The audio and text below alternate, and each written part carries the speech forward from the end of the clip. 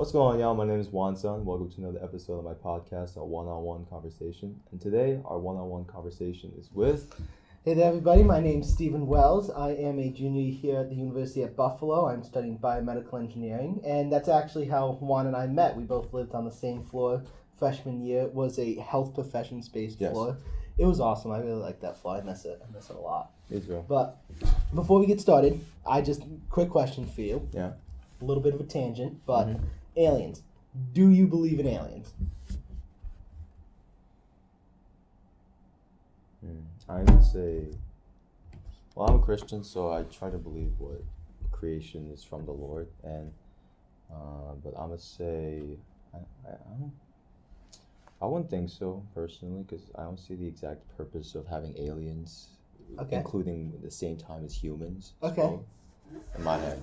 Okay. Personally. Okay. I've thought about this way more than the average person should, and I actually I've been thinking about that because if we look at it from a religious standpoint, we have two options essentially: either there are or there aren't, and for some reasons that there I can't really think of any religious reasons that there are ones.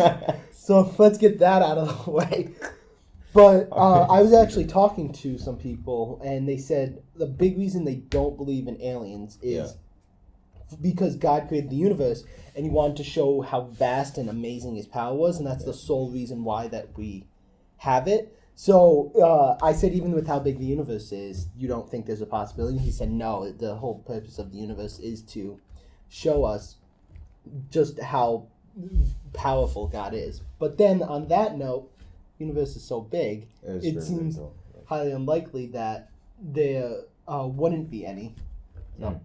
Okay. Well, I just wanted to throw that in. I was really curious about that, and I just wanted to quickly ask you about it. Well, actually, we're going to the aliens thing. The beliefs that you have about it right now, along with the facts that you've accumulated over the past 20 years, have you come up to this conclusion with context from religion as well as science related? See, I do not, because I haven't found a reason based on scripture that there would be aliens, but I've thought about, okay, let's assume there are. And actually, just some context, what your religion I am Catholic. I'm born and raised, and so some context to why. So let's assume that there are. Mm-hmm. I've actually thought about, if there are, God created us in His image. Yeah. So a lot of people, when we think of aliens, we think of like the Green Martian Men, or have you seen the movie Alien? With Predator, right? And all that. Yeah. Okay. Yeah. So, or they think of something like that. But I was thinking that if there are aliens, if there is other life out there, it would probably be pretty similar to humans.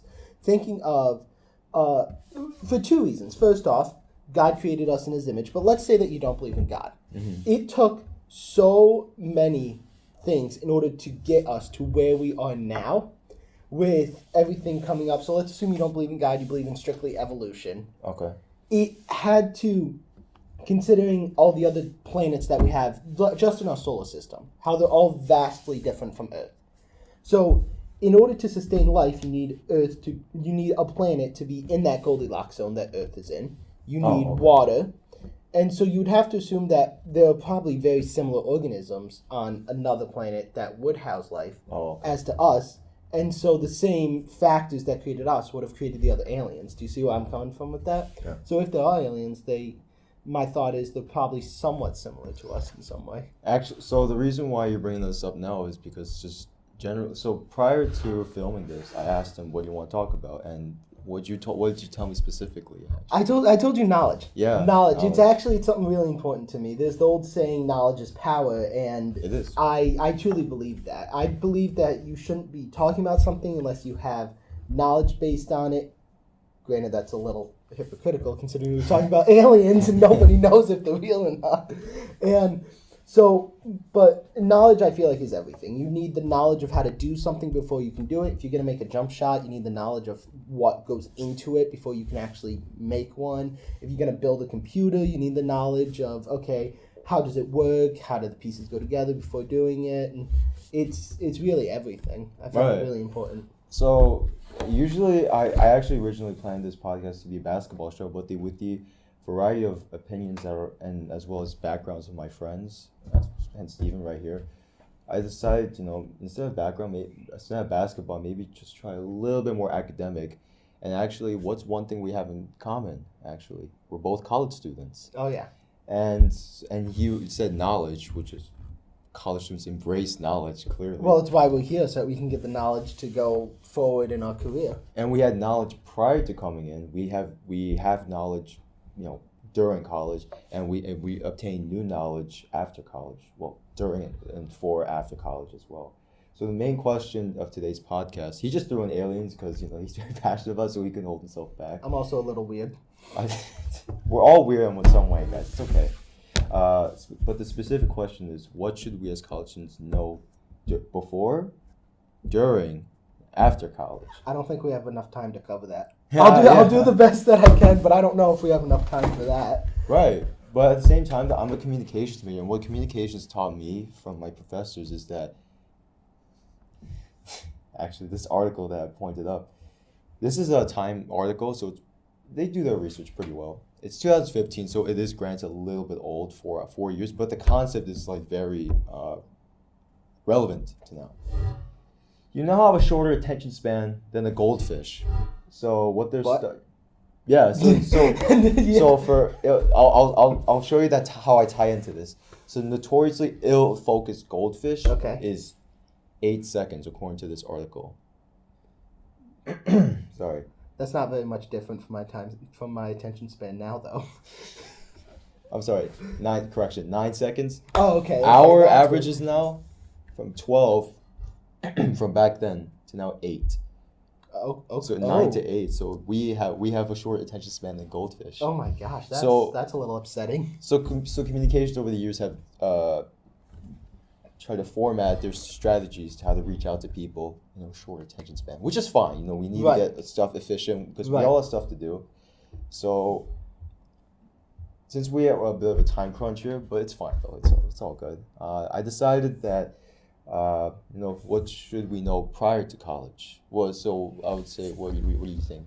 Actually, the number one thing that you should know prior to college. Number one thing you should know prior to college, it is a lot more work than you're expecting. Yeah. It is a lot more work than you're expecting. I breezed through high school. I don't remember studying for a single exam in high school. Did you not? Oh my no. Goodness. And so I got to college, and I had my first college exam I ever had was a calculus exam. I didn't take calculus in high school. You take calculus? Okay. I took pre-calc in high school, not actual calculus. And so I went through the class. I went to every class. I took my notes and I did the homeworks, yada yada. And then the test is coming up. And I'm like, oh, I'll be fine. I got this. I'll be okay. Let's just say I didn't have it. So I managed to pull it back, but it hit me like a ton of bricks where I was just not expecting how much extra work needs to go into it. It is a lot more work than I was expecting, college. Actually, for me personally, besides the workload, that's ubiquitous or universal for any college student for the most part, because most high schools don't give you college level work for the most part. Right. I'd say that, except those prep schools or anything like that. But I think one point that I got from this article, it's on 10 skills. It's from Huffington Post, so it's a fairly famous news company. And 10 things a kid must know before going to college. And then number 2, I actually really liked as well. Everyone doesn't have your best interest at heart. Everyone doesn't have your best interest at heart. Sad but true. And mainly, no one cares about you. You're a college man. And as much as I love Steven or any of my peers, we're all competing with each other at the end of the day, unfortunately, because we have so many jobs waiting for us, and it's a war zone out there that's waiting for us after college. So we have to get ahead of each other. And as well as man, I've had some real douchey people up here, bro. I'm not gonna lie, man. Yeah, there are those people, but I have found though, it's more of, if you're gonna find the people who don't really care about you, it's more of with the students. If you make the effort and you go to a professor's office hours, a lot of the time they will do whatever they can to help you. Although I have had some professors who I've gone to office Oh, hours shit. and they have no interest at all in helping. They don't even want to be here, which is the sad part. Because something about college a lot of the time is like with Buffalo, it's a Yeah. very research based university. It is, yeah. And a lot of professors are just here for the research, and then the teaching is just a side thing so that they're allowed to do research. So it can be difficult with the professor that doesn't really care too much about teaching the class. Actually, my communications professor told me that majority of the times I've even researching is actually teaching majority of the time.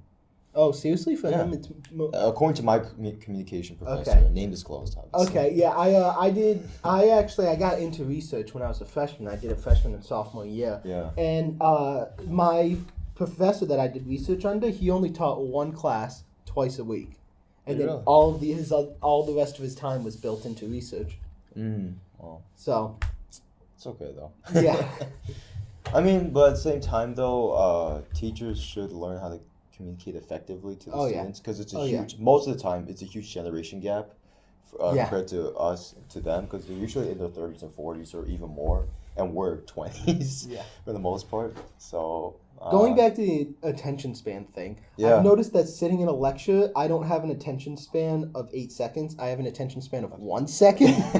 So it's really difficult to pay attention during lectures. Do you are you the kid that watches the kid watching anime in class and you're like, what's going on in this anime right now? No, I don't watch anime, so I'm not. Or too- no, just like in general, like No. what's a kid doing You- on the laptop in front I of you? mostly just like zone out. So I'll be sitting there trying to take my notes, and then I'll just. Where are we? Wait, does your and majority of professors in this class do they have like a monotone kind of voice or something like that? Not all of them, but I have noticed that I've had more often than not, it's a monotone voice, and that can make it really, really difficult. But also, what helps though is to if you have an option of what classes you take for like with your electives, make sure you take ones that you'll be interested in because that'll make it so much more enjoyable and so much better because you'll actually be excited to learn about it. But I actually like the when teachers apply honesty. In terms of it could be and honesty is very broad actually. My teacher is very honest in terms of very dry humor, very subtle I love disses that. I under love that that type stuff. of humor. And he's like saying like follow me on Twitter, but I know you guys aren't going to. Like those type of remarks, like that really keeps us up, and we have to like listen to those jokes because we're looking forward to those jokes. Honestly, I in my had class. I had a sociology professor. I had to take sociology 101 as one of my pathways. Which would you take it with? Christopher Melee. Oh no, I took it with Jared. Actually. Yeah, but he was a really funny guy. He'd throw in those dry type of jokes every so often. It really helped to stay engaged. Was this like a mass lecture, like 250 kids in one room? Yeah, Okay, yeah. Okay. And so he helped throw that in, and it got everybody to laugh, and it helped us to stay engaged. So something really funny that he did was so all of the lectures were recorded and posted online. And so what he did though is when the exam was coming up, he'd every so often take the microphone off and he'd yell out to the class, okay, on the exam for question number 2, the options are blah, blah, blah, blah, blah, blah. The answer is this. So that it gave you incentive to go to lecture. Okay. But what was really funny though is he'd put the mic back on. Okay, now that we got the microphone issue resolved. Yeah. So Technical difficulties. yeah, technical difficulties, but continuing on with stuff that people should know. Yeah. It's a good practice to keep of work hard first, then you can play hard. Oh yeah, 'cause- actually work first, play later. Yeah. Yeah, because it's a lot nicer being able to go out and hang out with friends or just chill in your dorm room, knowing that you don't have anything looming over you. It's a really nice feeling. So, like something I try to do, I work like you wouldn't believe from Sunday afternoon until After church, right? until after my last class on Friday, and Oh, then okay. When is your last class on Friday? By the way? for me it's 5:00. Till Like that's when it ends. Oh, it's that's when it ends. 2 to 5. I have a lab for my last class on Friday. labs are annoying, man. I like this lab. Well, what's it on? It's the biomedical engineering cell lab, so we're learning how to do cell culture and whatnot like Is that. it mainly like petri dishes and all that? Not necessarily petri dishes, but we're using like incubators, different cell medium. All the things that spin. The centrifuge. Yes, Is that what you're using? that's we'll use that as well. We use a bunch of different stuff. Okay. But because when I finish on Friday, I have from Friday at 5 till Sunday at noon. Mm-hmm. That is Steven time, where I can hang out with friends, go do fun stuff, just lounge around in my apartment. But then once Sunday at noon hits, I get back into the swing of things, and I keep going on my work. Granted, that changes. Like if I have an exam the upcoming week, then Steven time gets a lot shorter and turns into just Friday night, and then I study Saturday and Sunday. But it's really a good feeling being able to hang out with your friends and do fun stuff without anything looming over your head. Because sometimes you can do if you do homeworks efficiently enough, you can actually clear out 2 weeks worth of homework sometimes. If you do it correctly. Oh yeah. A lot of professors, they open up their homeworks way in advance, and it allows you to get the homeworks done way in advance so that you have free time to do stuff. Or if you all of a sudden get a big project thrown on you, you're not as stressed about, okay, I got to get this done and that done and that done. No. And then, actually, this was actually kind of interesting because a lot of kids I've seen a lot of kids relate with this topic. What you should do prior to school, bringing a picture of your pet. And a lot of my friends, for example, my friend Emily, she has a relationship with a dog. No, she has a pet, damn it, I should have said that. She's like, I miss my dog so much. And then when you hear about those therapy dogs they bring on campus, everyone goes crazy for those dogs. Oh my gosh, everybody does. It's insane. I've got a therapy dog. The girl who lives next to me in my apartment complex, she has a service dog, and so What breed is it? You see, I am the worst with dog breeds, unless it's. All right, what color is it? It's multiple colors. It's like black and white. It looks a little bit like a short-haired border collie. I don't know if that's a border thing, collie. Okay. but it's got the shape of it. It's got Does the it have shape the long of it. snout? Yes. Okay. But its hair isn't as long as border collies usually are. It's not like a Chihuahua hair, right? No, it's not that short. Okay. I was in the SU, and there was this girl. She was ordering from the burger place Stackers. Yes. She had a Chihuahua that she was just holding in her arms while she's. I think I might have actually seen her as well. And so she goes. She has to use 2 hands to get her food, and she turns to me and she goes, "Can you hold my dog for a second?" And just hands me her dog. And I was like, I could run away with this. I'd have my own dog. I didn't though, obviously. Did the dog react aggressively? No, not at all. The dog was it was in like a little pouch. So it can't do anything. well, no, it wasn't restricted. It could have hopped out if it wanted to, but it was just chilling there. Just happy as could be. Do you think it was sedated? No. Definitely not. It was a well-behaved dog. But yeah, I'm not gonna lie, the benefits of having a dog or like just animals, anything. Sometimes we're too surrounded with humans. Sometimes we get to And animals can be nice. Animals can be nice. You think dogs can well, besides kids who are allergic, honestly, even cats or whatever animals good for I'm not really a cat fan. I got bit when I was younger, so it's just. You did? Yeah, it's always been a bad relationship between me and cats. I've always loved dogs, though. I used to have a Black Lab German Shepherd mix. He was awesome. His name was Walt. We adopted him. He was a rescue.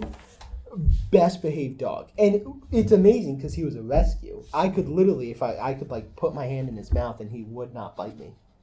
What breed was he next? Black Lab German Shepherd mix.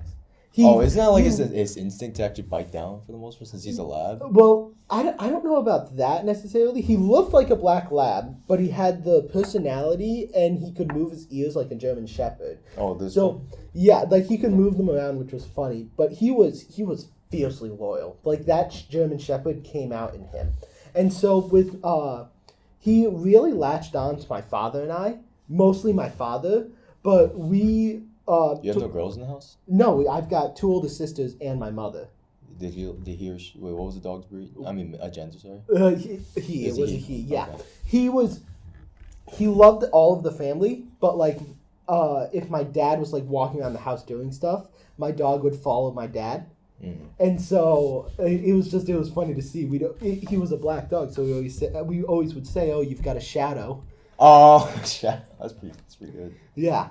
So, but he was great with the entire family. But towards the end, he was funny. Towards the end of his life, he lost motion in his rear end, his back legs, so he couldn't do stairs, and he slept in my parents' room all the time. So he couldn't go up and down the stairs. So I'd pick him up and carry him up the stairs at night. But it was the funniest thing because he'd just look around like, "Oh, where are we going?" I think kids nowadays just really want that. Sometimes it doesn't have to be human, but that's something to hug on to. When you feel like the world's like going against your grades or like Oh yeah. financial aid office screwing you over, Yeah. like that. Yeah. It can be overwhelming, and it's nice to just have something like that. But in the face of that overwhelming, actually, I personally experienced this myself. Savor every second. It's going by so fast. Is one of the next points. It literally.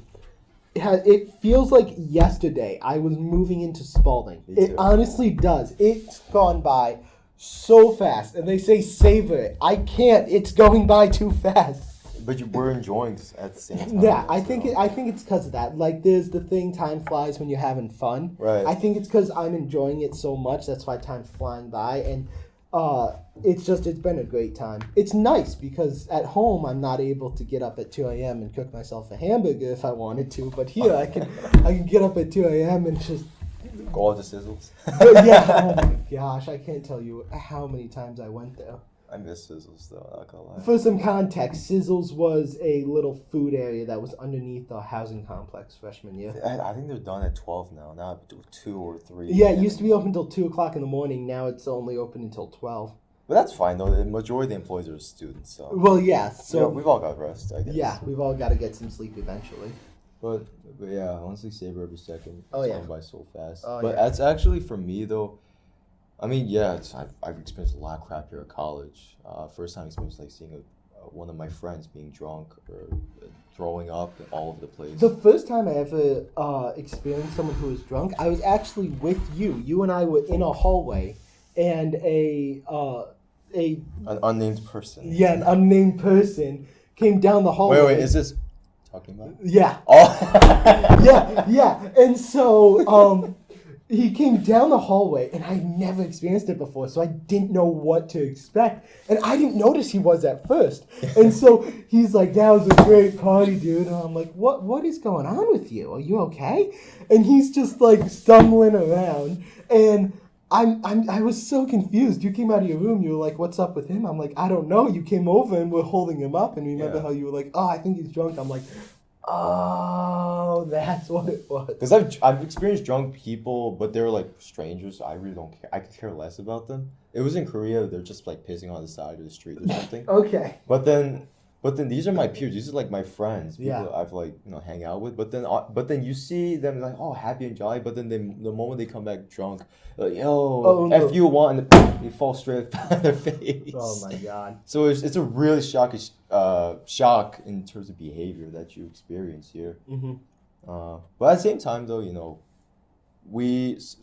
college can sometimes hold us back from what we really want to do because of like these gen ed courses or something like that, or courses that take time away from what we truly want to do. Not in your case, but like for some other kids, because I know some kids in media studies actually, they don't want to take course. They want to get hands on. They want to make films and all that. Yeah. But they got to take courses instead. Yeah. But then that's the good thing to look after college. You get to like do what you want full time. Yeah. Well, it does kind of apply to me because I've had to sit through excuse me.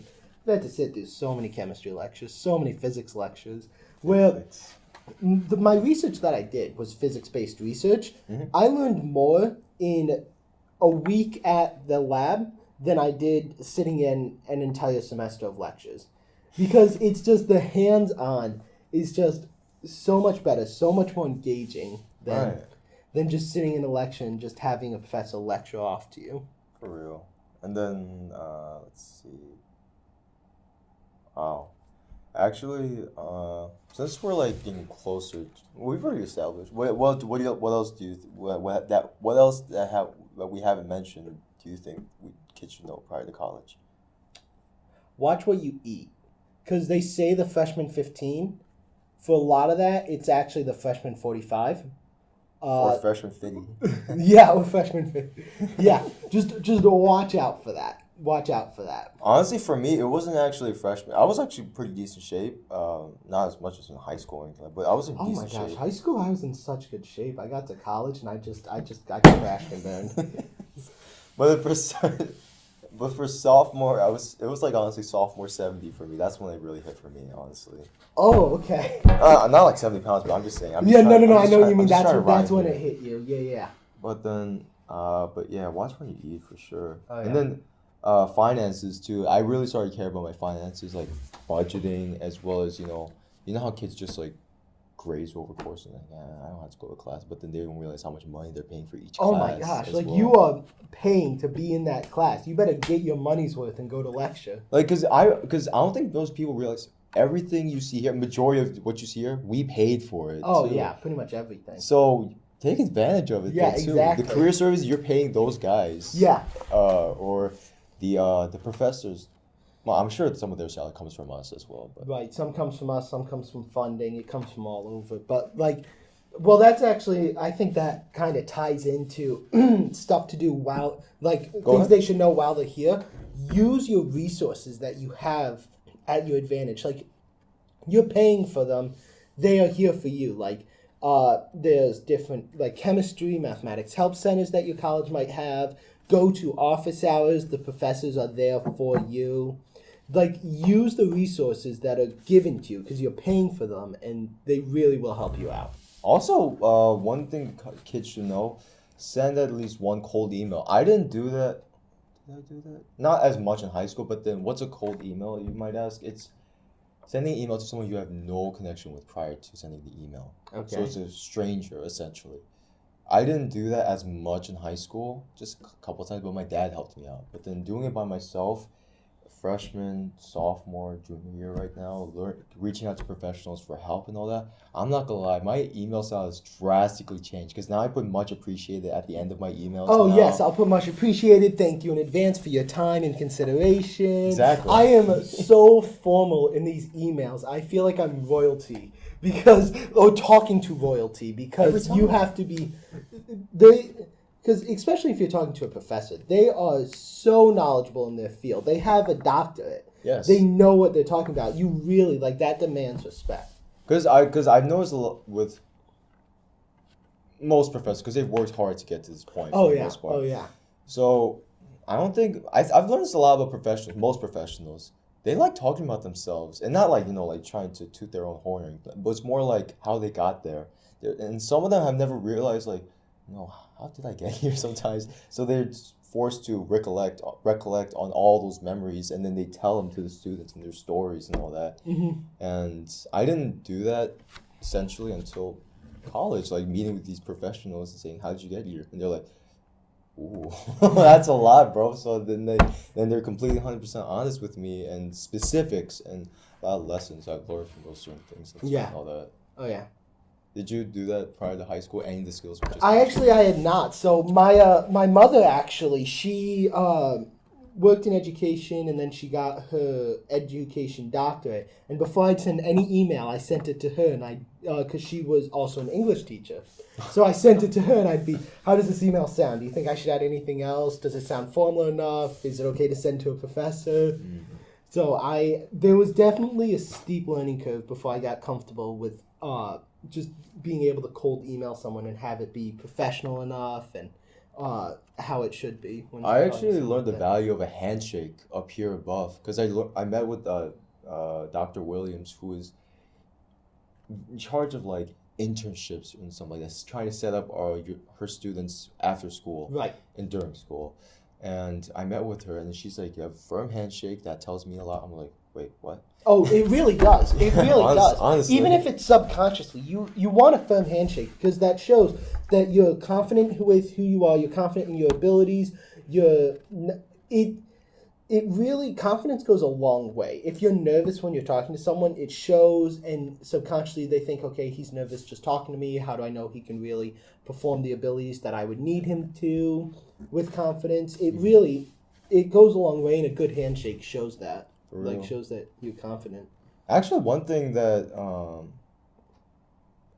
prior to meeting her, like I've had aspirations of like starting something. That's why I met her. You know, I want internships so they set me up for success, for success and all that, and starting something here at college though. And then one quote that the article told me: "You will leave a legacy. It is rewarding to know that something you created may continue to be enjoyed by future generations at the school and add to the campus culture once you've graduated." I didn't realize I should start something here, which is this podcast and all that. It's not gonna like last for generation, but like I started something to Yeah. for myself, Yeah. and I don't think a lot of kids do that as much. But like, hey, I started something, and Right. the fact that I got over my fear, because prior to starting any of this, I had fears, like people saying like, "No, just as students like us, what can you really apply to our lives?" But the insights I've gotten from these conversations, it's been very rewarding for me. And I think a lot of my viewers have actually said it because I got like 138.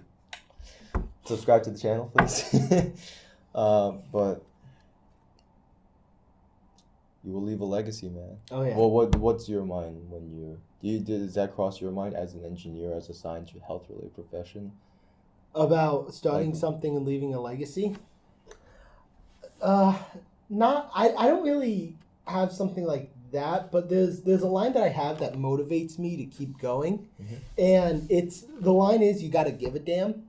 Oh Because, yeah. Like the whole reason I'm in this is because there are things I want to do in order to help people, in order to make the world a better place moving forward in medicine, and like I want to work in prosthetics, making better prosthetics for people, and you really have to care about it to be motivated. Because when you're sitting in a lecture, and it is the most boring thing in the world, the last thing you want to do is just hang out there and just listen to a professor lecture to you, and everything in your body, like your mind is telling you leave, you could go do something more fun, go get food with friends, but you have to think to the future about what am I doing this for, and you really, like I said, you got to give a damn.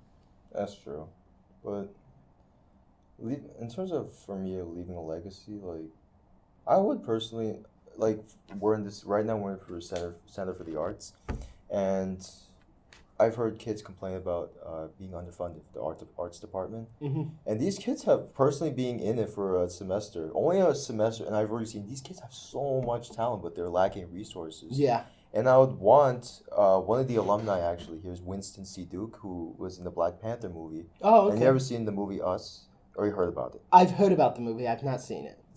So the actor got a decent bag, a lot of money from both of those movies, as we know. So I'm thinking, as an alumni, I would honestly want to invest in other kids because I want to make it better. Yeah. Not for the sake of the school, but like the kids. Right. It's all about the students at the end of the day, right? Right. Because we run the school Right. essentially. Exactly. So, I mean, do you ever think about that? Like maybe having like your own building, etc. I don't know if I'd ever want my own building. I feel like that. With the Wells building. That'd be cool though. Come on, bro. It doesn't roll off the tongue though. It doesn't roll off the tongue as. All right. nice What about for my last name? The Sun building. I like that a lot more than the Wells building, but I think that the legacy that I would want to leave here is I'd want to be able to help the school so that like you said, I want to be able to help the school so that the students leaving here would be better than me. If I was to become a professor, which it's in the back of my mind. I don't know if I want to do that yet, but Have you like taught or tutored anyone? I have taught and tutored people before, and I do enjoy it very much. Can you describe the feeling specifically when you tutor someone? Oh, it's something that you know. It's the best feeling lot. because my favorite thing is when someone's sitting there and they're having difficulty figuring something out, and then you see it in their eyes when they finally get it, and that little switch just clicks in their mind. Yeah. And they finally understand it. It's the best feeling. They're just sitting there, oh, and they finally it's the best feeling. So, if I was to become a professor, I think that I'd want to have the students leaving Buffalo be better than me. Do you know what I mean? I do. That would be probably the legacy I would want to leave behind if I was to have a legacy. In that mentality, I would say also whoever you tutor or teach or you help with, they're carrying a part of you essentially. Oh yeah. Like your name saying, this guy Stephen Wells helped me out with my physics paper, and then your name gets spread out, but it's like a part of you Right. that gets carried out. I'm saying that's like a magnificent legacy, but it helps though either way. Yeah. Oh yeah, totally. And then, but thing is though, you actually helped that person. Yeah. And that person represents your teaching as well as your work Yeah. that you put into helping that person. Oh yeah. In a more sentimental sense. Sorry about that, guys. I know y'all don't care about that. I know y'all about the jokes or something. I don't know. The viewers are kind of inconsistent sometimes though too. About whether they want jokes or sentimental. Sometimes though. Sometimes I've gotten some. Well, then we'll feedback. just give them sentimental jokes. I don't know how to do that yet, but we'll figure it out and we'll get back to you. We're both big fans of comedy, actually. Oh, I too. love comedy. I love comedy. Oh, actually, this is something I haven't done yet, but going on an adventure while in college. Have you done anything like that actually yet? I don't necessarily think I've gone on an adventure yet. I've had a lot of like 3 a.m. explore the college sort of things, but I don't think I've gone on an actual. Have you experienced adventure. drunk dinner during this time, 3 a.m.? Have I experienced what? The drunks going and like waddling on campus at 3 a.m. or Oh, something. it's funny. It's funny to mess with them in a nice way. You don't want to like go around and push them. But I once was talking to this guy and I was like, "Do you know what time it is?" And he gave me the date instead of like the actual time. He gave me the date and he goes, "Yeah, it's September 19th, 1982." I'm like, "What?" 82? Yeah. Where are you coming with that? I don't know. I go, "Hey, dude, do you know the time?" I knew he was drunk, but I was like, maybe he can just look at his a watch and something like that. And he goes, "Yeah, yeah, 1982." I'm like, okay, I'm not gonna get any help from him. Actually, a funny drunk story, undisclosed. This was freshman year, actually. I think you might have been there. Yeah. Oh, yeah. Okay. So actually, gosh, he was drunk, but he didn't seem like. So there's a kid who was on a floor freshman year. He was just every single weekend. He was that kid that just got wasted like you wouldn't believe. Yes, he actually has a really low alcohol tolerance as well. He really does. With how much he drinks, he had a low alcohol content. I don't think he remembers a single weekend that he had here. Freshman year. I don't think He actually doesn't go here anymore. You know? No, he transferred. We're not going to say where because that might give away who it is. Yeah, that's true. We love you though, man. We love you. The story, right? Sorry. So dad jokes, and I asked him, "What's the difference between a snowman and a snow woman?" He said, "One's more superior than the other." That's awful. That's absolutely awful. But then the joke was snowballs. He just goes about gender superiority all of a sudden, dog. Oh my god, that's awful. You're gonna get us in trouble. I didn't say it. I'm just like saying what he said personally. Yeah, but still. That's true. No. Gender equality is all good though, guys. But man, that was messed up though. Absolutely. Okay. What's another thing that kids should know during? During? Yeah. To you. During, it's like, every decision that you make, it's going to have a consequence, whether it's a good or bad one later on. Right. So you could you make a lot of decisions every single day. Do I study for this exam or do I just grab Starbucks and watch some YouTube videos? Oh my god. On the weekend, do I stay home and get my homework done or do I go out and party? And every single decision you make has a consequence to it, whether it's a good or bad one. And there are times that you can say, okay, I'll go out and party, that'll be okay.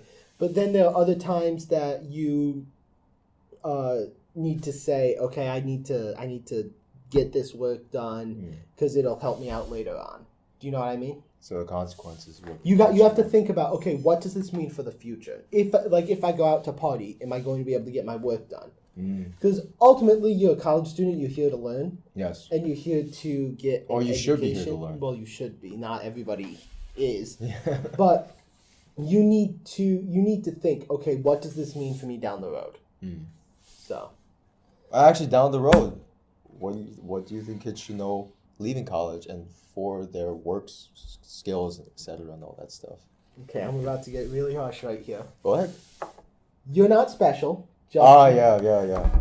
Mommy can't call and get you a job. If you want a job, it's going to be based off of how well you did in college. It's going to be based off your work ethic, and and after you get a job, you're not going to move up in the company just because, oh, I worked really hard on this project. You're going to have to bust your ass day in and day out if you want to move up in the company. Right. Nothing's going to be handed for you. You need to work for everything you have. And also, don't be discouraged if you don't get a job immediately out of college. It's Not many kids do. Guys. not many it's kids okay. do. It's okay. It's okay. But also don't settle. So you might not get a job immediately out of college. And so you say, okay, I will wait tables in order to bring in money while I'm looking for a job. Mm-hmm. Don't then say, you know what, I'm fine with this. I'm living my life. I'll stay doing this. Don't do that. Like, try to get the best job you can and don't settle. So try to get a better and better position in the company. Try to get a better and better job. And if you come out of college and you find out, okay, I actually don't like what I did, you can go other places, but also be smart about how you go to those other places. So don't quit your job the day after because you're not liking it. Maybe you just didn't like that day, or if you truly, it's been like years and you don't like it, be smart about how you move on to what you do want to do. Do you know what I mean? Yeah, I do. Actually, one thing my professor taught me that he was he was giving in a little guest lecture. My God, this is like low key a reality check. Once you get that bachelor's or any type of degree, employers are expecting you to be experts in what that degree says. Oh, yeah. I don't think kids like understand that you're supposedly an expert in that. Yeah. You're not like someone who's like, you're supposed to know everything. And it's a little unfair, but at the same time, it's true. It's why you went to college, because Exactly. you should know everything about it. Exactly. So you don't. If there's something that you're lacking knowledge on, do what you can in order to do what you can in order to make it so you're an expert on it, because you will need to know it. And once you get into the workforce, it's no longer these hypothetical situations that you're given in class. It's real life. Oh. Also, one thing that kids should learn actually is this is actually something that's not exclusive, but like it's very focused on in communications. And I don't think you haven't taken any social courses outside sociology. I had to do engineering communications, so I have done a. Is that more like marketing, or is that like like? That's how. So our focus with that was, how do you relay information in a clear, concise, coherent way that anybody can understand? Because verbally or in multiple ways. Multiple ways? So we had to do presentations, we had to write reports, but the main focus of it was, okay, because there will be people working with stuff all the time. And so if I started talking to you about gamma ray spectroscopy, that's something that I'm very knowledgeable about, but I don't know if you have any. I have no experience. Exactly. So I'd have to be able to relay. It taught us how to relay information that we might be experts in, and I could throw out random stuff about it. Okay, these are the energy values of ammunition 241. I'd need to explain that so that someone who's not involved in it could understand it. Actually, yeah, things like interpersonal skills is what my communication course always goes about. Things like conflict management, social support. This is from my professor's presentation that he gave us, actually. Listening and influence, feedback and performance appraisal. The one thing is, I think it's listening. A lot of kids don't like listening to other people besides themselves a lot of days. Something I read once, and it really spoke to me. It's people don't listen to you, they wait their turn to speak.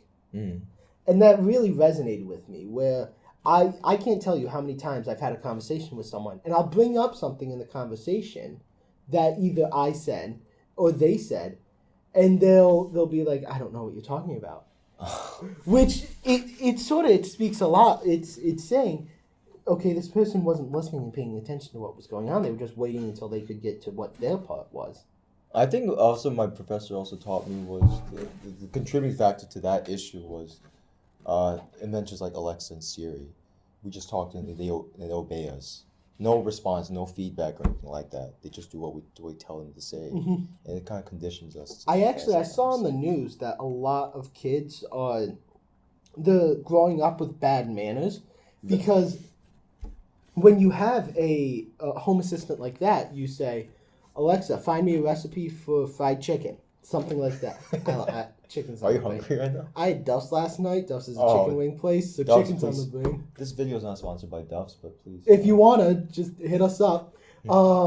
And so you could say, Alexa, give me a recipe for chicken wings, and then it gives you it. And then because you don't really respond to it, a lot of children are used to just ordering around the home assistant and not saying thank you, anything like that. So, like when I talk to somebody out on the street or I ask somebody to do something, I'll say thank you afterwards. But a lot of kids now, because they're just growing up with an assistant and they're used to just ordering it around, they're not growing up with those manners of, could you please do this? They just say, do this. Thank you very much. And they don't, or they might not say that. Do you know what I mean? I do, yeah. So as you can see that we touched on a lot of different topics and all that, and these are only the tip of the iceberg, man. There's a lot more we can say from our experience here prior to college, during college, and what's waiting for us after college. Oh, yeah. And what we're doing to prepare for after college.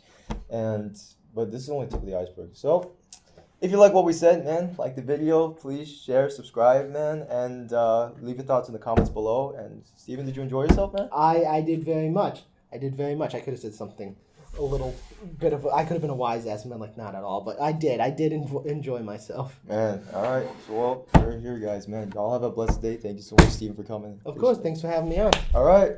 Wrap it up. See you then.